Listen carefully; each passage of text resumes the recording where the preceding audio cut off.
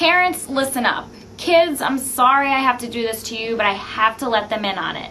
If you're not familiar with MySpace or Facebook, you should be. Now, I don't have kids, but I do use the site, and let me tell you, if I did have children, I would try my best to keep them off the site or to at least monitor them as best as I could.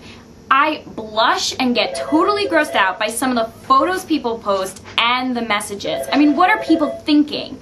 So, safety is the main concern, and this is how you can monitor your kids online.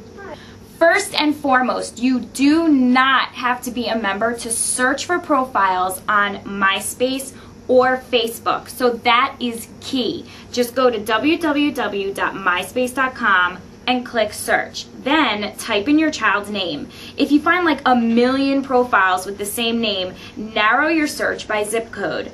But if they tweak the spelling of their name, you may not find them. So another great way to search is to enter their email address. You can also search by school. The search tool is one way you can check and see if your kid has a profile. Facebook is pretty much the same. You can search by name, high school, college, or even company. On Facebook, though, you can't view a profile unless you are a registered user.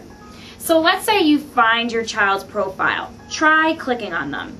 If the MySpace profile is not set to private, you will be able to see the profile, including their comment board, their friends, and personal info.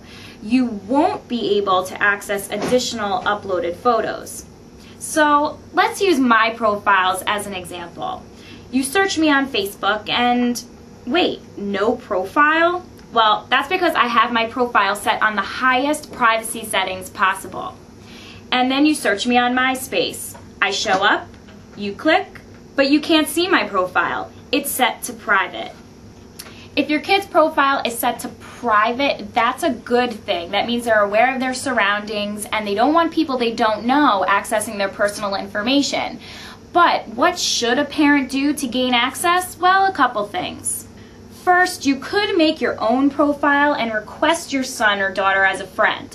Now, whether or not your kid will accept or deny your request is another story. But this way, you would be able to view their profile and you're being open and honest with them about your concerns. If you want to do that, let us know and we can walk you through the process. Just leave comments below and we can post a how-to video for you.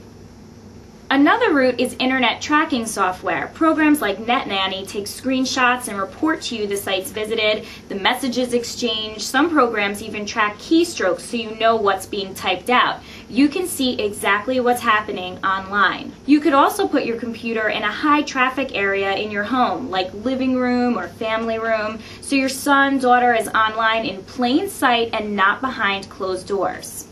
And remember, you must be at least 14 to use MySpace and 13 to use Facebook. So if you find your kid does have a profile on either of these sites and they're underage, contact the website immediately and the profile can be removed. And if you have any questions on how to use these websites and how to search, just leave comments below and we can help. I'm Tamara for NBC10.com.